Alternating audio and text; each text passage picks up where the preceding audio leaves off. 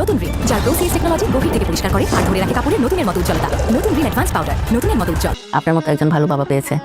বাবার আদর, বাবার স্নেহ সবই ওর জীবনে আছে। স্বামীর জন্য কলজার ভিতরে কেমন জানি লাগতেছে, খালি খালি মনে পড়তেছে আমার স্বামীর কই আছে মেহেরিন। যে মানুষগুলোর উপর ভরসা করে তুমি সবকিছু করবে, একদিন ওই মানুষগুলোই তোমাকে ভেঙে চুরমার করে।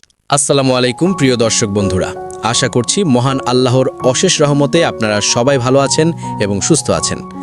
আজকের ভিডিওতে আমরা আলোচনা করতে যাচ্ছি আপনাদের সবার প্রিয় ধারাবাহিক নাটক এটা আমাদের গল্পের ৪২ নম্বর এপিসোড নিয়ে একদম ডিটেইল বিশ্লেষণ। আজকের এই পর্বে এমন কিছু ঘটনা ঘটতে যাচ্ছে যা পুরো গল্পের মোড় ঘুরিয়ে দিতে পারে, তাই ভিডিওটি শেষ পর্যন্ত দেখার অনুরোধ রইল।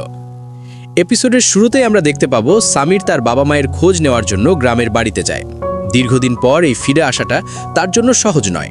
চারপাশের পরিবেশ, পুরনো স্মৃতি সবকিছুই যেন তাকে ভেতর থেকে নাড়িয়ে দেয়। কিন্তু সে জানতো না সামনে তার জন্য অপেক্ষা করছে আরও বড় একটি সত্য। গ্রামের বাড়িতে গিয়ে সামির জানতে পারে ফাহাদ তাদের শহরের বাড়িটি বিক্রি করে দিয়েছে। এই খবরটি শোনার পর সামিরের ভেতরের জমে থাকা কষ্ট এবং রাগ একসাথে প্রকাশ পায়।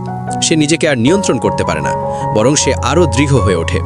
সে ফাহাদের খোঁজ করতে শুরু করে এবং স্পষ্টভাবে জানিয়ে দেয় ফাহাদের সাথে তার এখনও অনেক হিসাব বাকি আছে। এখান থেকেই আমরা সামিরের চরিত্রে একটি বড় পরিবর্তন দেখতে পাব। আগে যে সামির ছিল শান্ত এবং সহনশীল, এখন সে অনেক বেশি শক্ত এবং সিদ্ধান্তে অটল। এখন গল্পের সবচেয়ে বড় প্রশ্ন হচ্ছে, সামির কি ফাহাদের মুখোমুখি হবে? সে কি তার পরিবারের সম্মান এবং হারানো সম্পত্তি ফিরে পেতে পারবে? অন্যদিকে ফাহাদের নতুন ব্যবসা কি সফল হবে, নাকি সেটি আরও একটি ভুল সিদ্ধান্তে পরিণত হবে? এই প্রশ্নগুলোর উত্তরই ধীরে ধীরে সামনে আসবে। গত এপিসোডের প্রিক্যাপে আমরা একটি গুরুত্বপূর্ণ দৃশ্য দেখেছি, যেখানে ফাহাদ এবং মেহেরিন একটি টেবিলে বসে আলোচনা করছে। এই দৃশ্যটি অনেক দর্শকের মধ্যে কৌতূহল তৈরি করেছে। তবে এই দৃশ্যটি বাস্তব নয়, এটি ফাহাদের কল্পনা। এই কল্পনার মধ্যেই লুকিয়ে আছে তার মনের ভেতরের ইচ্ছা, অনুশোচনা এবং ভবিষ্যতের একটি সম্ভাবনা। এর মাধ্যমে বোঝা যায় ভবিষ্যতে ফাহাদ এবং মেহেরিনের সম্পর্ক নতুনভাবে গড়ে উঠতে পারে। তবে এটি বাস্তবে রূপ নেবে কিনা সেটি এখন দেখার বিষয়। অন্যদিকে গল্পে আমরা একটি আবেগঘন দৃশ্য দেখতে পাবো, যেখানে সামিরের বাবা মা তাদের অতীতের সিদ্ধান্তের জন্য অনুশোচনা করছে। তারা এখন বুঝতে পারছে তারা কত বড় ভুল করেছে। যে ছেলেকে তারা অবহেলা করেছে সেই সামিরই ছিল তাদের আসল ভরসা, আর যাকে তারা অন্ধভাবে বিশ্বাস করেছে সেই ফাহাদি তাদের সবকিছু বিক্রি করে দিয়েছে। এই অনুশোচনার দৃশ্যটি গল্পকে আরও গভীর করে তোলে। এখন দেখার বিষয়, সামির যখন তাদের সামনে দাঁড়াবে তখন তাদের সম্পর্ক কোন দিকে এগোবে। ফাহাদের চরিত্রেও আমরা একটি বড় পরিবর্তন লক্ষ্য করছি। সে এখন তার ভুলগুলো বুঝতে পারছে এবং সেগুলো ঠিক করার চেষ্টা করছে। তার নতুন লক্ষ্য হচ্ছে অনেক টাকা উপার্জন করা, পরিবারের হারানো সম্মান ফিরিয়ে আনা এবং তাদের শহরের বাড়িটি আবার ফিরে পাওয়া।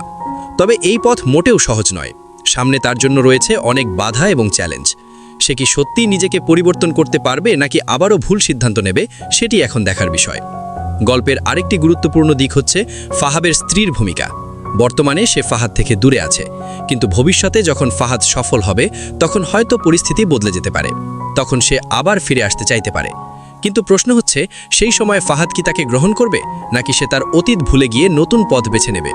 এখান থেকেই শুরু হতে পারে গল্পের নতুন একটি দ্বন্দ্ব এবং জটিলতা।